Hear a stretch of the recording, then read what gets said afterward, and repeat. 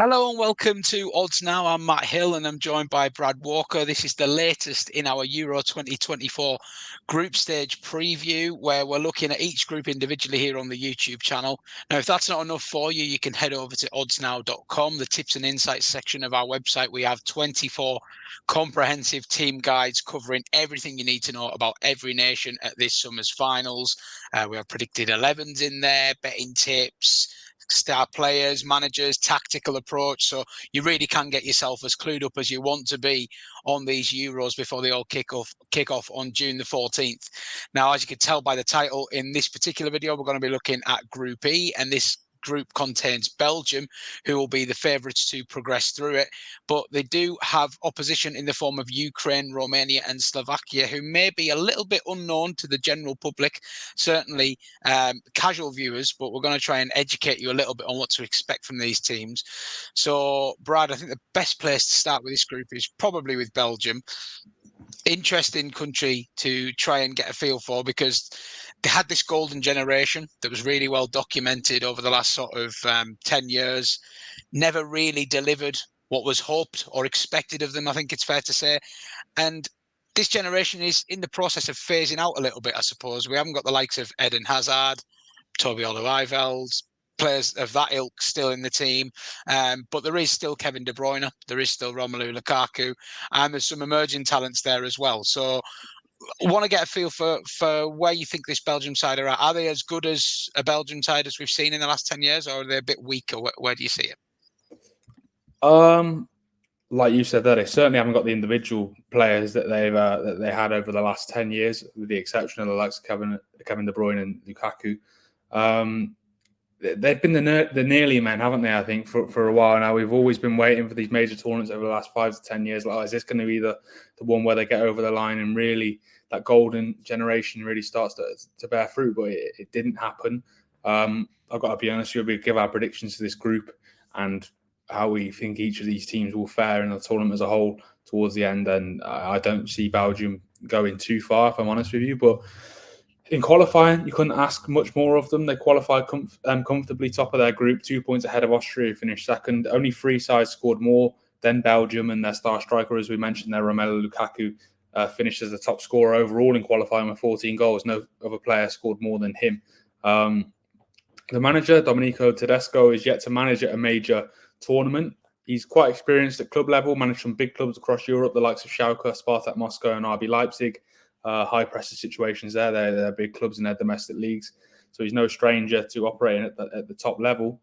He's only overseen, I think, 11 games in charge of Belgium at the time of recording. They've not lost any of those games, though, and they've won 8 of them. So under Tedesco, they've done what's been asked of them. I think his contract is set to expire at the end of this tournament. So if they do well, there's every bit of chance that contract gets renewed. While we're on Tedesco, I just want to maybe assess how much of a good fit he could be for this Belgian side. Because when I look at his sort of his Leipzig side in particular, scored goals for absolute fun, but they did leak goals as well. I think they scored like 80 something one season and conceded 50 odd. So I mean, kind of know what you're going to get. He's got great forward players in this group, but it's probably a little bit suspect at the back, to put it lightly. So, do you think that he's the right kind of manager for this team, in that he'll just go for it and they could be, potentially entertaining to watch? Yeah, that was something I was going to say. The question marks are around at the back. I certainly think they haven't got the individuals that they've had over the last 5-10 years, with the likes of Vincent Kompany, Alderweireld. Vertonghen's still in the squad now. Obviously, he's at Anderlecht. He's far from 37 now.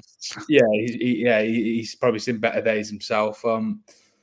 But I suppose when your squad is light at the back like that, you do want a manager who, like you said, can get the best out of the forward players, and perhaps that will make him a suitable fit. We know how good they are going forward. De Bruyne in midfield, who I think personally is probably the best player in the world. He's certainly in that conversation.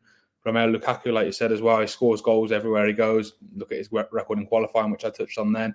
Young winger Johan Bakayoko as well. Who fantastic for in the Dutch league. I think I touched on him when I wrote the preview piece over on Odds Now, which I'm sure you'll find in the description. He's really showing signs of promise, being linked to the likes of Liverpool and other big clubs across Europe. So yeah, when you look at it like that, I think you say he is suitable. Sorry, for this Belgium side, who are much more favourable going forward. In terms of the rest of the squad, a notable omission was Thibaut Courtois, the goalkeeper.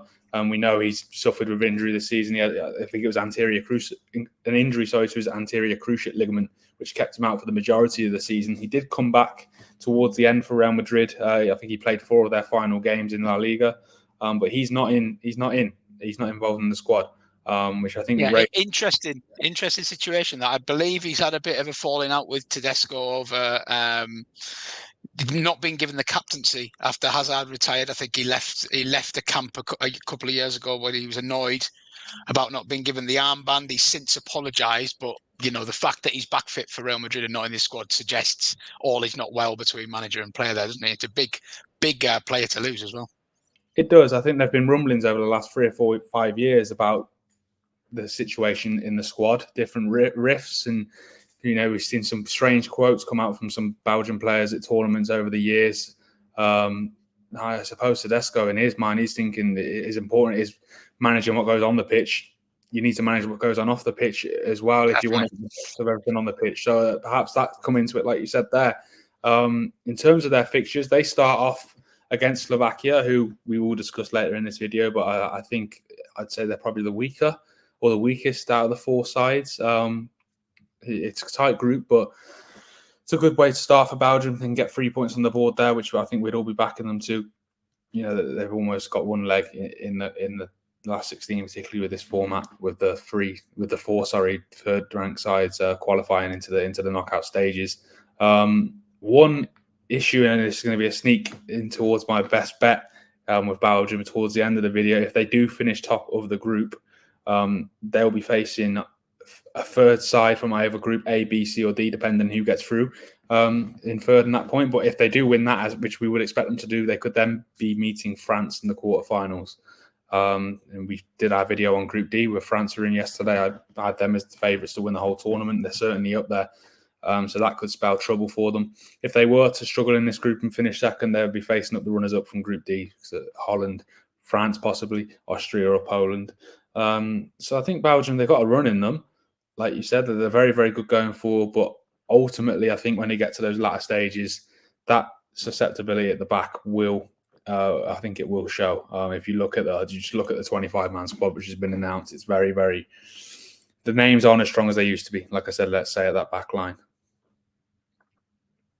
Yeah, the defence, massive worry for me. I see they've recalled Axel Witsel, who, an experienced holding midfielder, but he's been playing centre-back for Atletico Madrid this season. Could they be employing him as a centre-back? I would think so. My worry there would be that he's been playing in a 3 for Atletico. Playing in a 2 is very different, especially when pace is not your strong point. But when you're having to look at, putting a sort of rehashed holding midfielder into your back line, yeah, there's problems there. Aging fullbacks as well in Munier. Castagne's a solid option, but again, you've got players who've been playing in the second tier, like Fairs as well. So that defence feels like it's going to need some protecting. Maybe the best form of defence is attack for this team. As we say, I could see them scoring plenty of goals in the group stage, but you've got to feel when they come up against a world-class front line, they're going to be in a bit of trouble, as you kind of allude to there. That said, this looks like quite a favourable group for them. You'd be very surprised if they didn't get through. I suppose their chief threat for top spot would probably be Ukraine, who we'll move on to next. Had to go through the playoffs in the end to qualify for this tournament. They missed out. They basically had a straight shootout with Italy for second spot in their qualifying group behind England. And Italy just nicked second spot with a draw there. But Ukraine were denied what looked like a stonewall penalty in injury time, which would have spared them the playoffs.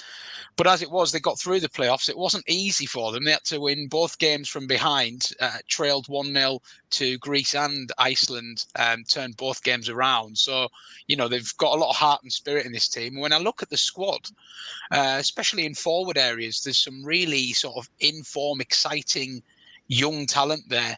They were well organised at Euro 2020, making it to the quarterfinals before England kind of dismantled them in Rome, but no shame in that.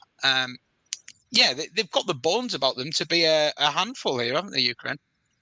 They have, yeah. Like you said, they come through the playoffs with a 2-1 win over Iceland in the playoff final, finishing third in Group C. But that is a strong group. Like you said, England and Italy were in there, and they were unfortunate not to secure automatic promotion, like you said, with the incident with the penalty late on. We know obviously what's going on in their home country. I'm sure that'll be pushing the players on as well to continue to give their the Ukrainian people something to cheer about.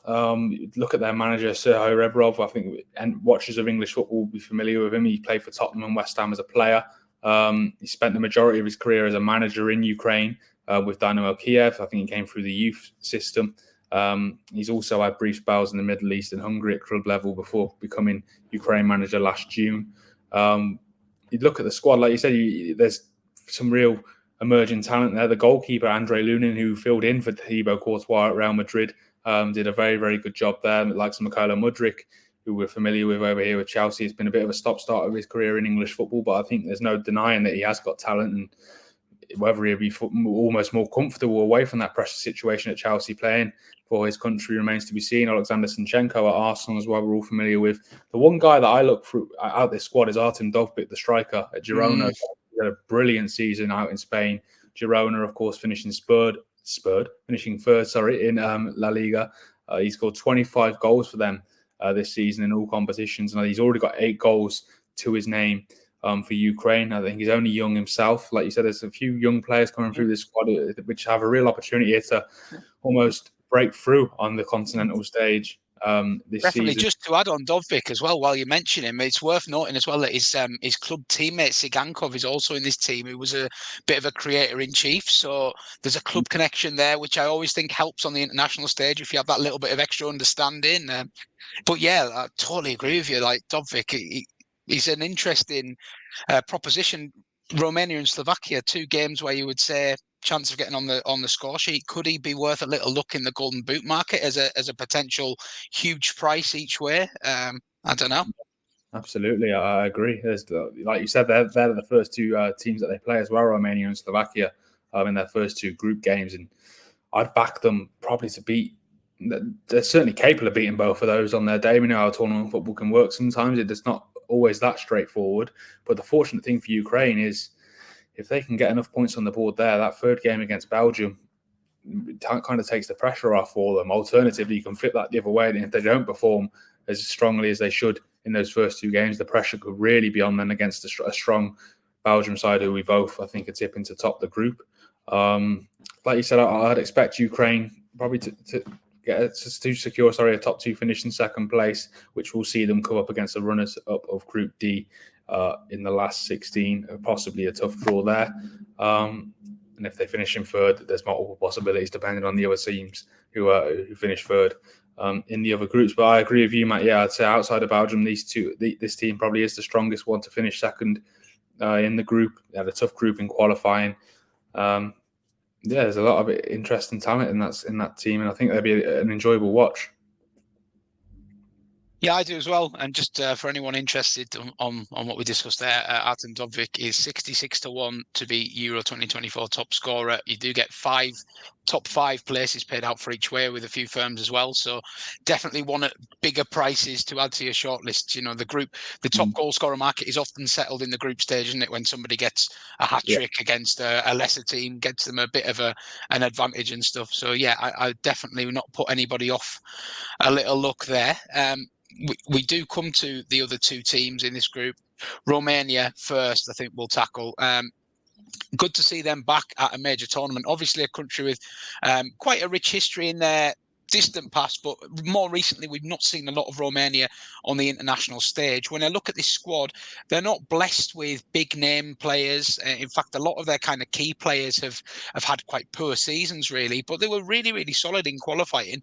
So I don't think they could be completely overlooked, but fair to say they come here with, their work cut out, I think, in this group. Yeah, I agree. It's their first major tournament since Euro 2016, where they were knocked out at the group stage back then. But as you say, they were very good in qualifying. They went unbeaten. and they finished 5 points ahead of Switzerland.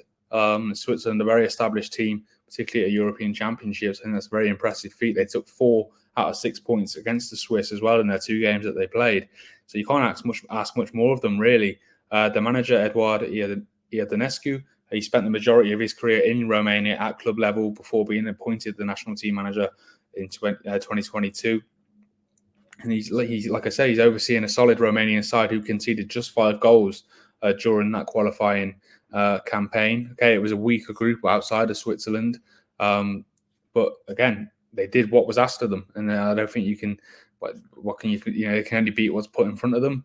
This time, they start in their first match against the Ukraine side that we've just spoken about there. Then they face Belgium and then Slovakia. If they're eyeing a potential qualification through third spot, that third game against Slovakia, I feel, could be crucial. I don't know about you, Matt, but I think those, like I said, I think Belgium and Ukraine will probably occupy the 2 spots, and then a case of who gets that third spot will between those 2 sides, Romania and Slovakia, who will come on against in a minute. Yeah, I would agree with you. Actually, I think Belgium and Ukraine. I think this group. There is a bit of a class divide between the top 2 and the bottom 2, and we all know that one-off games can go in any direction, especially at a tournament. But yeah, my gut feeling is that Belgium and Ukraine have just got a little bit too much class for both of their 2 sort of smaller profile opponents. I mean, Romania, not to take anything away from them, but George Puskas likely to be their chief goal threat. Was at Reading in England and did okay. Is now on loan in Serie B with Bari, where he's not exactly set the world alight 4 goals. It's a worry. Where are the goals going to come from for them? They're well drilled and well organised, quite physical. But that's kind of the bare minimum, isn't it, at this level? This is a whole new level they're at. And, anyone who watched our Group A preview as well, I have my concerns about Switzerland. So do you as good as those results look on paper, do you attribute a bit of that to Switzerland being, below par? I think you probably do. So yeah, up against it for me. I'd probably, expecting them to finish bottom of this group, but it'll probably be between them and Slovakia, who we can cover now. Yeah, I mean, look, great achievement for Slovakia to qualify automatically, finish behind Portugal in their qualifying group. But when you take a little bit of a deeper look, they're in a group of 6. Luxembourg, Iceland, Bosnia, and Liechtenstein were the 4 teams they betted to get here. Bosnia were a reasonable force 8-10 years ago, but are nowhere near that now. Actually finished second bottom of that group. Liechtenstein are the whipping boys of Europe alongside San Marino. And then, Luxembourg and Iceland actually pushed Slovakia quite close. So not to take anything away from their achievement, but it would have been a shock if they didn't get through that group, I think. I really worry about goals for them as well. I think their top scorer had 2 in qualifying, which is the lowest I've seen among any nation at this finals. So yeah, I mean some big names there. I suppose Lobotka at Napoli stands out. David Hanko as well in defence. But yeah, nothing to get my juices flowing that much. Brad, what about yourself? Yeah, I agree. When I was looking to do the best bet section, which we'll come on to in a minute, I was looking at possibly, I always like to look at the goal scorer markets, and I'm thinking, Jesus, who scored their goals? Because I could not seem to find anyone. So yeah. You've been looking a long time. Yeah, exactly. And the good news for them is they made up for that at the other end. They kept clean sheets in half of their matches during qualifying. But like you said, it was outside of Portugal who finished off. It was a weak group. And I think we'd have all been scratching our heads if Slovakia hadn't gotten through it. Again, with Belgium, that game against Romania, is going to be crucial for Slovakia. I think if they're going to be eyeing a qualification through that third place. In terms of the manager, you've got Francesco Calzona, who is also the Napoli manager, which is a strange kind of dynamic there, strange setup, but it is what it is. He's a Slovakia manager. You mentioned Lobotka, he's familiar with him at club level.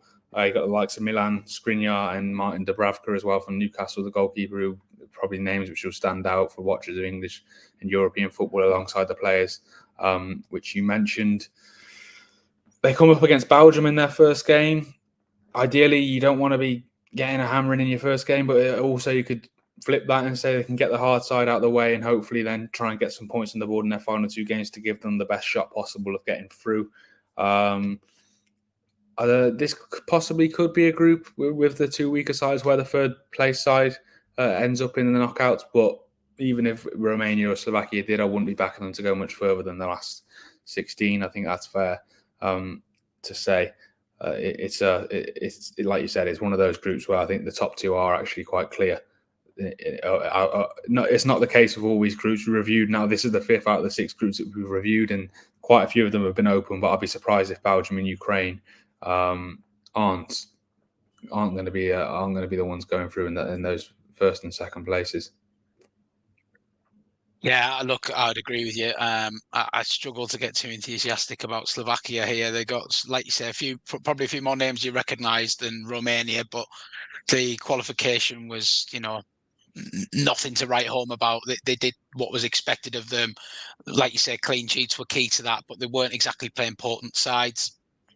The 2 games, I'll give them a bit of credit. The 2 games with Portugal were both quite tight, but as well, you kind of look at the stats. Portugal were well in control for both of those games. I would not be surprised to see this group pan out where both Slovakia and Romania lose their opening 2 games to Belgium and Ukraine, respectively, and we come into this game with, maybe an all or nothing game where the winner takes third and might have a chance at sneaking through, but then again, I wouldn't be surprised if these two cancel each other out in the last game as well. I noticed that Slovakia and Romania are both 4-1 to finish on exactly 1 point, which, I think is possibly of interest given you'd expect both to lose their first 2 games, and you'd effectively have the draw at 4-1 in the last match there. But yeah, I can't get too enthusiastic about Slovakia, to be honest. I hope they prove me wrong, but yeah, I'm happy to kind of discount them at this stage. Yeah, I agree. This is one that I don't want to sound too disrespectful, but I'd say this is one of the less exciting groups out of the 6. Just because, like you said, there does seem to be that divide. But again, I said this yesterday in one of the videos we filmed. There's always 1 or 2 sides who pop up and surprise you. Slovakia and Romania possibly could, but I wouldn't be putting money on it. Certainly not. No, neither would I. You've probably got a vibe for where we're going with this, but we'll have a look at our Group E predictions then, where we've got both teams finishing in this group. And no surprises. We've both gone for Belgium to top the group for reasons listed, probably got too much firepower for their opponents. That said, I think Belgium and Ukraine will be a very close game. And I think, Ukraine, wouldn't be surprised if Ukraine were to get a result there, were to, definitely to score against that Belgian defence, 100%. But again, maybe the firepower of Belgium will just get them through. I think you can rely on outgunning teams for so long, and then you get into the maybe quarter semi-finals, and you need a little bit more than that when the games become cagier. But I'm looking forward to watching Belgium, to be honest, because I do think Tedesco will just go with the handbrake off. I think, you could definitely have a look at having Lukaku on side in the top scorer market, because I think they will go for it. They have to go for it. And I wouldn't be surprised if they dished out a thumping to one of the bottom 2 sides in this group, a 4 or 5-0. But yeah, worry against them against the bigger teams. And Ukraine, we've already mentioned, giving them a positive mention. Think they'll go through without too much trouble. And look forward to seeing if they can cause an upset in the last 16. They certainly have the players to. And then bottom 2, I don't know about you, Brad, much of a muchness for me. Wouldn't be surprised which order they finish in, really. Yeah, it's just flip a coin, really. I wasn't really sure which way to go. I think the thing that swayed me was just that Romania, the games against Switzerland, taking 4 out of 6 points against them. But like you said, they've been far from convincing themselves. One of them had to go in third. I just went with Romania, but like you said, I wouldn't be surprised at all if it was Slovakia, which end up in that third spot. Whether either of them will have enough to qualify as one of the best ranked third sides, I'm not sure. I was a little surprised when I was putting these putting the odds along the bottom of the screen. Romania to qualify is coming in under even money, which was a little bit of a head scratcher. But I guess for this format of this tournament, so many of these sides from the group stage will be going through. I would think that is just people with models and algorithms thinking that they're going to beat Slovakia and that 3 points may be enough. But like you say, I mean, couldn't be backing that at odds on with any kind of confidence, could you? Really, there's far better odds on shots in this tournament than Romania to qualify. They may well do it. Just to give you a feeling for how they see it as well. You're getting a bit of 7-5 on Slovakia to finish bottom, and 5-2 on Romania to finish bottom. So, you know, there's not an awful lot in between the prices. The markets do seem to agree with us that Slovakia may just come up short, but I think it'll be an all or nothing game at the end that will decide that. And just to wrap this video up, we'll have a look at Brad's best bets for Group E, which is a feature we've been doing with all the groups. If you haven't checked out our other group previews, by the way, do head over to Odds Now and make sure you press subscribe as well so you get notified when we put more videos up. But Brad, you've gone for Belgium to be eliminated in the quarterfinals, and you kind of hinted on it that you think that might be where their tournament ends. Yeah, just because if they do finish top of this group, which we both expect them to, I expect them to get through their last 16, draw looking at the bracket, but then a quarterfinal meeting could see them come up against France. And I just think this France side, that Belgian defence and France going forward, it only leads one way. I just think France are better than Belgium in every department. And I think that they'll get rid of them quite comfortably in the end, to be honest with you. I think that's just coming over at 2-1. I think that's a good price for Belgium. Look, it's hard to predict exactly how each team's going to end up. You can't predict too far ahead, but yeah, if they come up against France, I just can't see how they beat France, to be honest with you. I suppose the only sort of obviously the permutations get a lot wilder when you're trying to predict teams that finish third and what route they might go down. But I suppose if you're confident in two teams winning their respective groups, then you can see that where they're going to meet along the line. And yeah, I'd agree with you actually that Belgium and France, it seems very likely they will end up meeting in the quarters. And yeah, you'd be amazed if that Belgian defence could handle the likes of Mbappe, Thuram, or the embarrassment of riches France have got going forward. We already touched on Artem Dovbyk in the outright top scorer market at 66-1, 2-1 on him to top score for just Ukraine. Seems very fair. Yeah, he's had a brilliant season. As we touched on, 25 goals for Girona, 8 goals already for Ukraine. I think he's the main goal threat in that Ukrainian side. 2-1, I think is a great price. I don't think there's too much more really to be said about that. If Ukraine, like I said, I think they get through the group, but I don't see them getting much further than the last 16. All it takes, then all he has to do is get 1 or 2 goals, and he's probably going to end up as their top goal scorer. So I think 2-1, there's plenty of value to be found in that one. Romania, I put Romania eliminated in the last 16. To be honest with you, I was struggling for more bets for them. To find as a best bet for them, but I do think there's a good chance that they will beat Slovakia, and then whoever they come up against, if that's enough to get them through to the knockouts, whoever they come up against, I think will have far too much for them. So you're just coming in over even money for that. And as you can see at the bottom, Slovakia, they're eliminated in the group stage. I wouldn't be surprised, to be honest, if they came out without a point in this game, in this group. I can certainly see Belgium and Ukraine beating them, and Romania. Yeah. I don't know. Yeah. Who knows? I couldn't argue too strongly with any of them. You're right with Romania. For all the enthusiasm lacking when talking about this Romania side, there will be favourites to beat Slovakia according to the market, and if they do that, they're going to be a heavy underdog against anyone they face in the knockouts. So, that 65 might not look that appealing, but if they get through to the last 16, they're going to be a huge underdog to win the game. Yeah. So suddenly you're on a really good value selection there. And you touched on Slovakia potentially not getting a point. That would come in at 6-1 with Bet365 to get 0 points. So if you're looking for something a little bit more speculative, that could be a good shout. However, I think that 5-6 is just really, really fair, really, because that keeps the draw on side with Romania as well, doesn't it? Which would probably knock them both out. But yeah, going to be an interesting group still, because Belgium, for all their worthy favourites, they have their frailties, and Ukraine are a team with some very dangerous players in there as well. So look forward to seeing how it all pans out, really. Expertly guided through there, Brad. Enjoyed that. If you haven't checked out our other group stage preview videos, please do head over to the channel and give them a watch. They're all a similar length, and we go through each team in similar detail as well. So you can watch all 6 of these to get yourself clued up and ready for the tournament. All our team guides are on oddsnow.com. You just need to head over to the website, click tips and insights, and you'll find them all there in all their glory. They really are a long read, so get the kettle on before you sit down to read one of them. You'll enjoy them, I'm sure.